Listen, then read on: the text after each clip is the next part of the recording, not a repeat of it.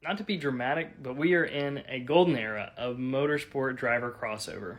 It was just recently announced that Elio Castroneves, four-time Indy 500 champion, is going to attempt to qualify for the Daytona 500 this February. Elio will be partnering with Trackhouse Racing and their special Project 91 car, which tries to get drivers from other disciplines to come and try NASCAR. I'm super pumped this is happening, and it's been in the talks for a while, so I'm finally glad it's happening. And what a cool thing to see such a legend and winner like Elio try his hand at NASCAR and NASCAR's biggest race. But this is just the tip of the iceberg. We have Kyle Larson, who attempted the Indy 500 last year and doing the double with the Coke 600. He will try it again this year. We've also seen a big influx of supercar drivers come over and try their hand at American motorsports, like Scott McLaughlin in IndyCar, SVG in NASCAR, and Brody Kostecki as well in NASCAR. We've even seen an F1 influx in NASCAR recently. Jenson Button's raced a couple times in the Cup Series, along with Jacques Villeneuve, Danny Kvyat, and we've seen sports car drivers like Kobayashi and Jordan Taylor try their hand at NASCAR as well. And we've seen a lot of F1 drivers and F1 kind of junior series drivers and F2, F3 ranks try their hand at IndyCar.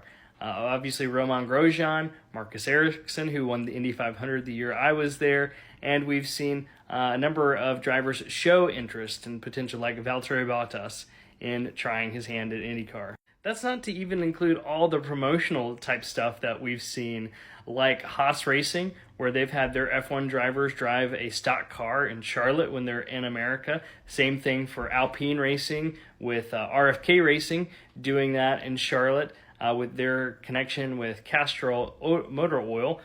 We've seen this with Red Bull, getting some of their drivers together on dirt track for fun and for a video. We saw it with Honda recently, bringing together Scott Dixon and Yuki Tsunoda and Max Verstappen outside Las Vegas, where they got together in sports cars and Indy cars, just testing them out and trying them.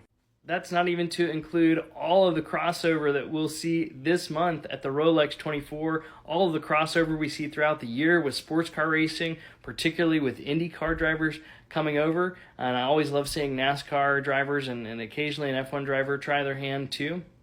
And I can't forget the plethora of dirt car racing crossover, whether it's Kyle Larson, Christopher Bell, Chase Briscoe, all these guys who are driving in the Chili Bowl this year, or have in the past, or will run midgets, late models, sprint cars, you name it. There's tons and tons of crossover that we are seeing right now. This truly feels like a golden age of motorsports crossover. I hope we get to continue to see this for many years to come.